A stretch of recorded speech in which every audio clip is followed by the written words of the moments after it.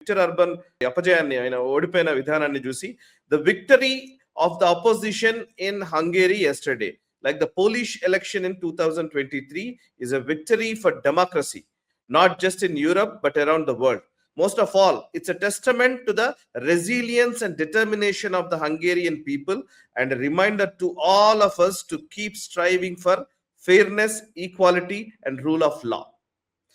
So అంటే ఈ గెలుపుని ఇది డెమోక్రసీ విజయం, ప్రజాస్వామ్య విజయం అని బరాక్ ఒబామా అభివర్ణిస్తూ ఉన్నాడు.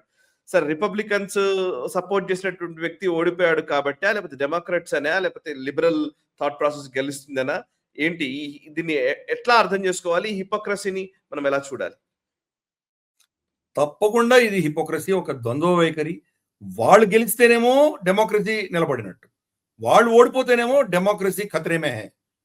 సో ఇది ఈ యొక్క హిపోక్రసీని మనం చూస్తున్నాం. మనం రాహుల్ గాంధీ గెలిస్తే హిపోక్రసీ, అది డెమోక్రసీ నిలబడినట్టు. రాహుల్ గాంధీ ఓడిపోతే అది ఫ్యాసిజము, మనకు హిందుత్వవాదము, ఒక విధమైనటువంటి నిరంకుశత్వం. సో డెమోక్రసీ అన్నదానికి వాళ్ళు పరిభాష. ఇప్పుడేమో డెమోక్రసీ విక్టరీ అని చెప్తున్నాడు కదా ఆయన ఒబామా. మరి అదే ప్రజలు 3 సార్లు విక్టర్ ఓర్బాన్ ఎన్నుకున్నారు కదా, అంటే అప్పుడు డెమోక్రసీ పనిచేయలేదా? డెమోక్రసీ ఫెయిల్ అయిందా?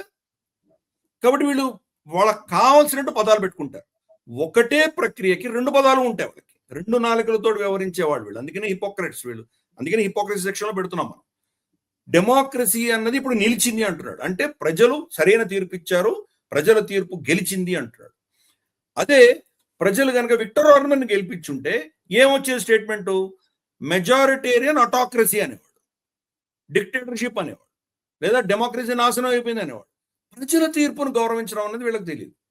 అందుకనే మనం చూసాం అమెరికాలో మనం రైట్ వింగ్ లెఫ్ట్ వింగ్ తేడా లేకుండా అందరూ ఇలాగే ప్రవర్తించారు, అది వేరే విషయం. డొనాల్డ్ ట్రంప్ కూడా అతను ఓడిపోతే కనుక నేను ఓడిపోలేదు, ఎంత ఫ్రాడ్ అని చెప్పేసి, ఫ్రాడ్ జరిగింది, జరగలేదు ఎవరు అనట్లేదు.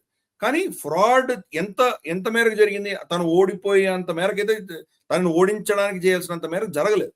బహుశా విక్టరీ మార్జిన్ లో కొంచెం తక్కువ ఎక్కువ అయ్యిండొచ్చు, కానీ తను ఓడిపోయాడు, దాన్ని యాక్సెప్ట్ చేయవలసింది. అల్గోర్ యాక్సెప్ట్ చేశాడు. కోర్టు నిర్ణయం తనకు వ్యతిరేకంగా వచ్చి జార్జ్ బుష్ ప్రెసిడెంట్ చేస్తే కూడా తర్వాత లెక్క పెడితే యాక్చువల్గా అల్గోర్ గెలిచినా కానీ యాక్సెప్ట్ చేసి వదిలేశాడు.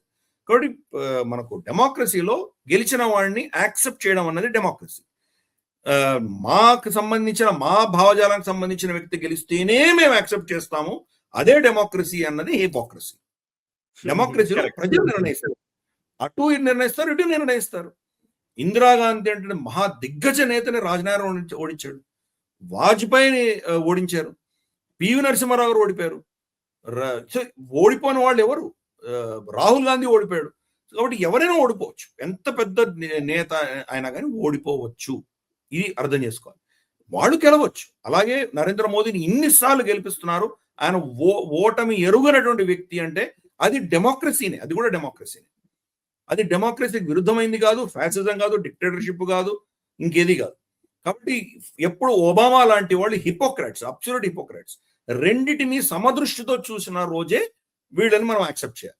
లేకపోతే వాళ్ళని సమర్థించు, వాళ్ళ భావజాలాన్ని మాత్రమే వత్తాసు పలికేటువంటి వాళ్ళని హిపోక్రాట్స్ అని అంటారు. అందుకనే మనం పెట్టిన ఈ హిపోక్రసీ సెక్షన్ వాళ్ళ కోసమే పెట్టాం.